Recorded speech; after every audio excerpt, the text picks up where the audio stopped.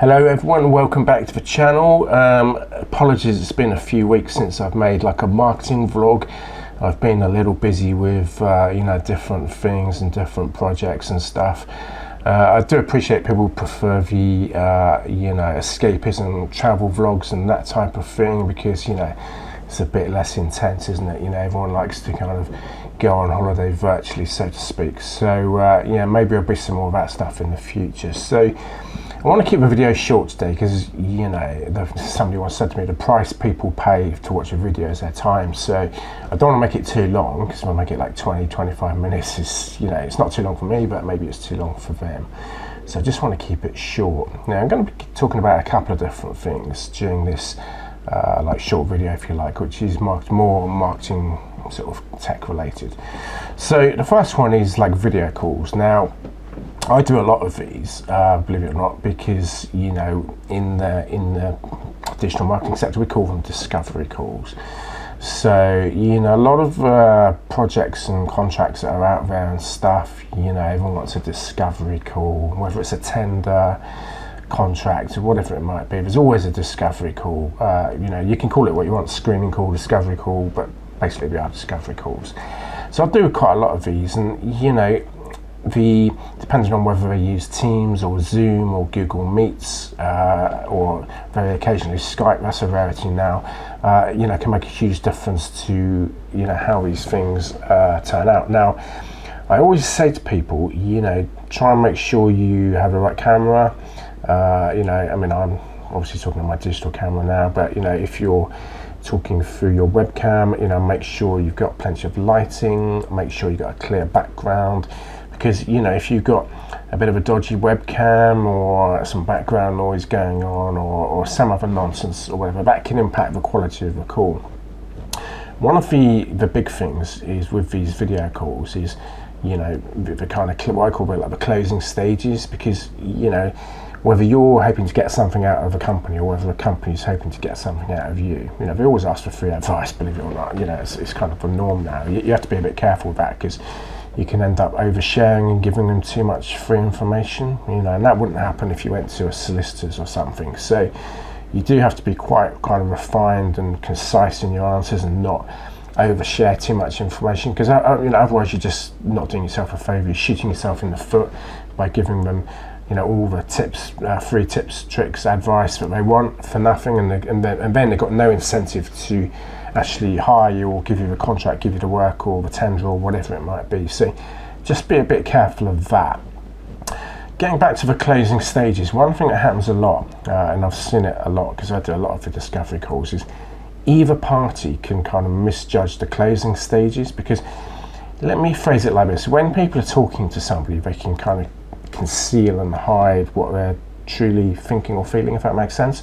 So you might have a discovery call with a company, or or vice versa, same thing.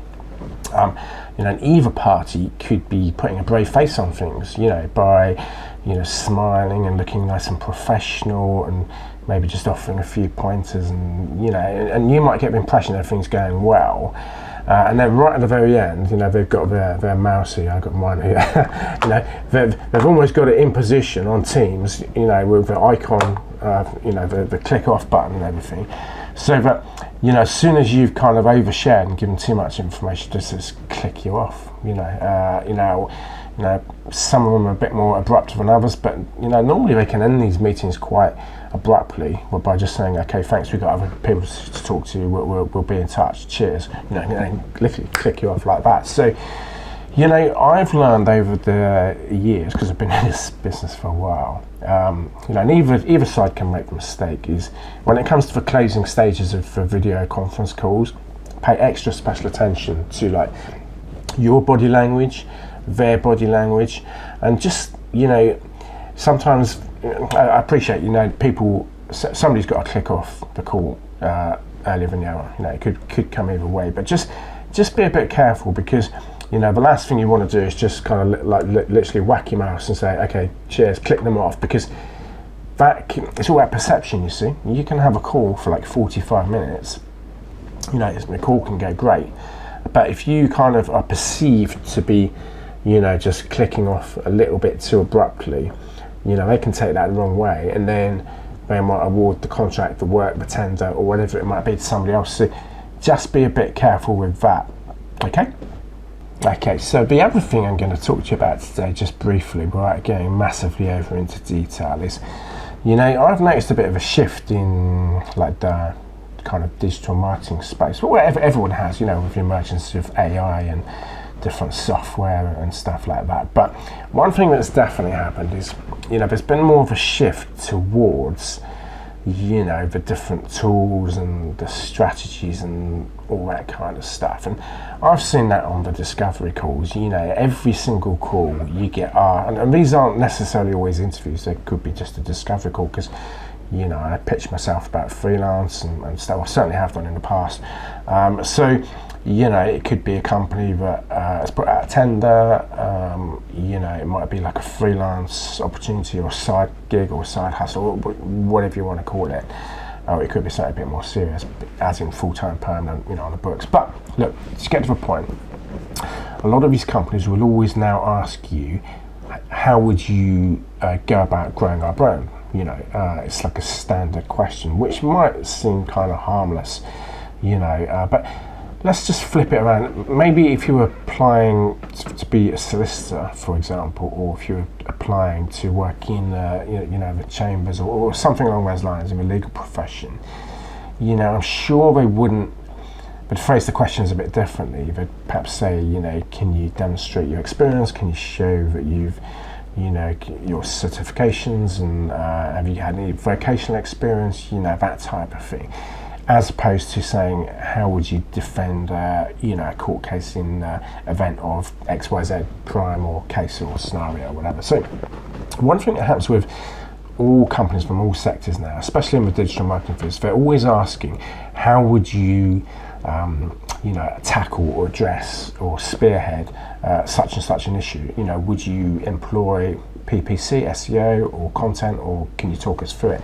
Now, that all might sound great, and I'm sure one of the solutions may encompass some of those things or some of those areas. But the point I'm making is that because there's been a big shift towards like the tools and the strategies and all that type of thing, I believe that, and I've seen this over a number of years, especially in the last 5, I believe that a number of businesses and companies, organisations, all that kind of thing, even charities, have kind of perhaps taken it off the ball with regard to the actual business model a bit too much, and there's now a bit too much focus on the actual tools, the actual actions, software, AI, and all that kind of stuff. And I believe it needs to be rebalanced and recalibrated a little bit, so there's a bit more focus, at least 50% focus on the actual business model, because that's what makes the cash. Like I said in previous videos, I've seen businesses, more than one, that have done exceedingly well, and they don't really do anything massive in the way of digital marketing, apart from a website and a bit of SEO and content marketing. And they make loads and loads of money. It's because they've got a solid business model. And conversely, I've seen companies that, have just kind of dreamt up a business model, maybe not overnight, but they've had some kind of a strategic vision, and now they're looking to kind of put it into practice, or execute that business model through different social media, digital marketing channels, and omni-channel mixes and stuff. But I just feel that, and I see it on all the discovery calls, is that the focus is now on let's just imagine I'm talking to you on a video call, and I pop a question to you. Okay, so can you give me an example of when you worked on a campaign, what you did on that campaign, and what return on investment you got on that campaign?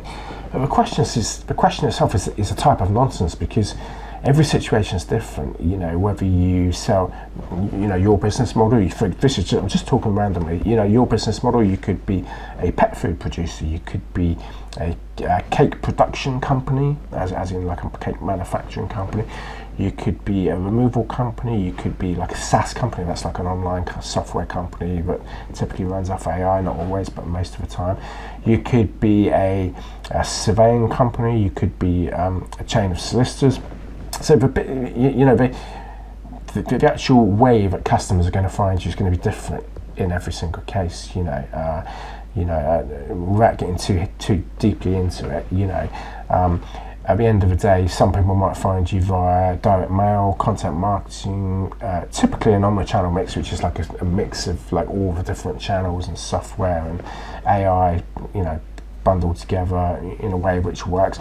I actually think the future is looking more, because obviously AI is disrupting the sector in a big way, and I think, looking ahead to the future, I think that one of the key areas of growth is going to be like the kind of intersection of like data analytics and AI personalization on websites and things like that. So I think that's going to be a big growth area. It's not only about also sustainability marketing, but I'm getting kind of sidetracked a little bit. I'm starting to do what these companies do now. So I just want to get back to what I was talking about, and that's that.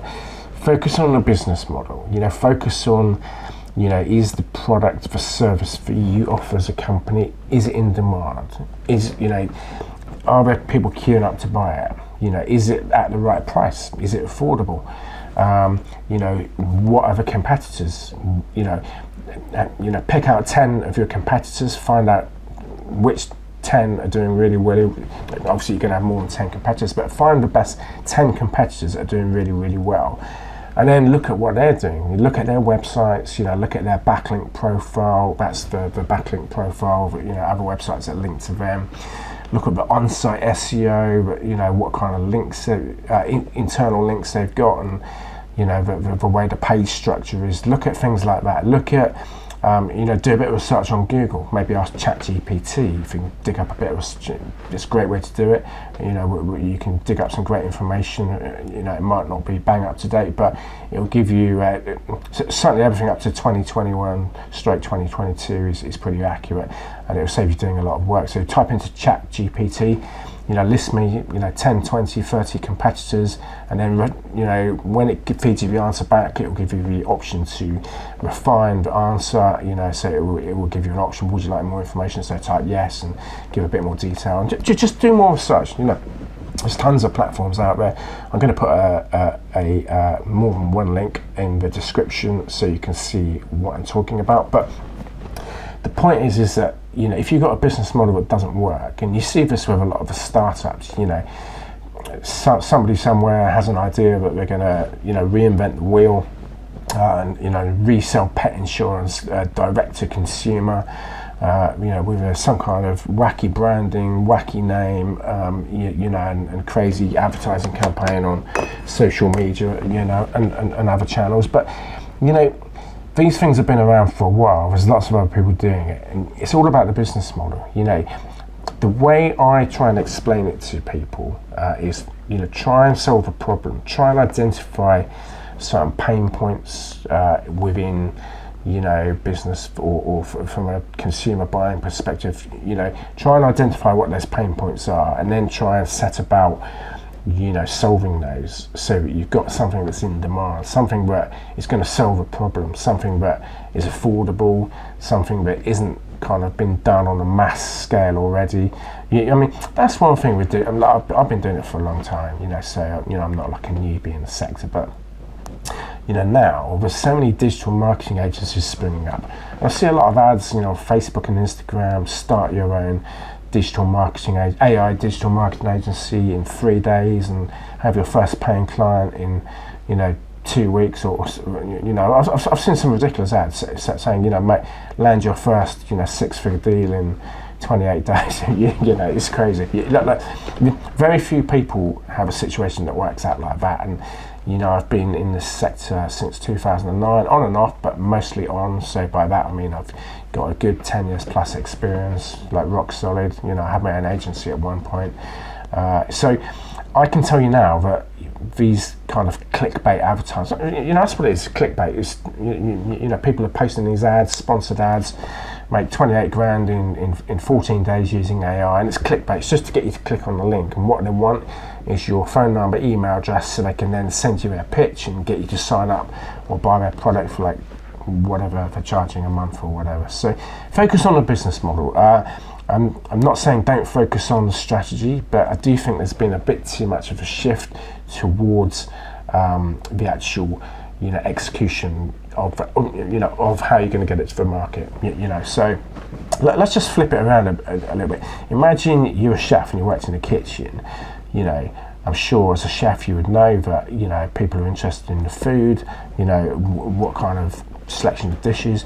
If all the focus was on the way you're cooking it, how long you got it in the oven, have you got it on an AI timer, or all this kind of stuff, you'd lose the focus a bit. So the focus always needs to be on the food. If you work in the kitchen, what kind of recipes have you got, how frequently have they been, I'm not a chef myself, but I'm just talking randomly, how frequently are they rotated, etc, etc. So you get the idea. So I'll kind of leave that one there. There's no point in repeating myself. I'm sure you can understand what I'm saying. Just focus on a bit more on the business model. And if you've already got an established business, do like a re-audit everything, because things change, So whilst you might have had a great start 2, 3, 4 years ago or longer, things can change, markets can shift. So just, have a bit of a re-audit. Look at what you do, look at what you could do, look at what's in demand, look at the competitors, look at how affordable it is compared with what's out there, and is there something, if you work in the kind of software space, is there something which is a bit more AI orientated that can do it much quicker for less money? Do you see what I mean? So just I'd recommend, if you're an established business, just maybe do that once a year at least, maybe even twice a year. Just go over everything again and look closely at the business model, because we do live in a culture nowadays where everyone's focused on the next hot piece of software, the next AI piece of software, or AI SaaS software, or whatever it is. And I do think the focus has kind of come off, the actual business model a bit too much. So guys, I'll leave that one there. Thank you for watching. I will make another one soon, and until next time, peace.